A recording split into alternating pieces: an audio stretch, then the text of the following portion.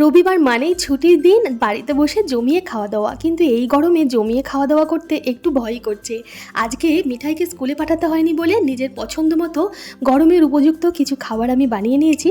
তো দেখুন আপনাদের পছন্দ হয় কিনা। বাটি চাপা গরম গরম ভাতের সাথে প্রথমেই নিলাম কচু পাতা দিয়ে চিংড়ি মাছের ভর্তা, আর এরপর নিয়ে নিচ্ছি মরিচ বাটা ঝোল। সম্পূর্ণ নিরামিষভাবে এই গ্রীষ্মকালীন সবজি দিয়ে মরিচ বাটা ঝোলটা রান্না করেছি, যার মধ্যে একটু মটর ডালের বড়িও দিয়েছি।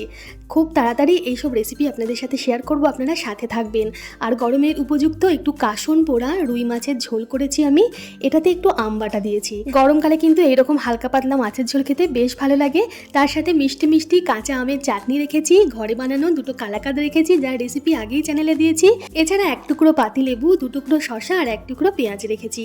এক গ্লাস জলের সাথে আজকের লাঞ্চের থালার আইডিয়া কেমন লাগলো জানাবেন একটা কমেন্ট করে।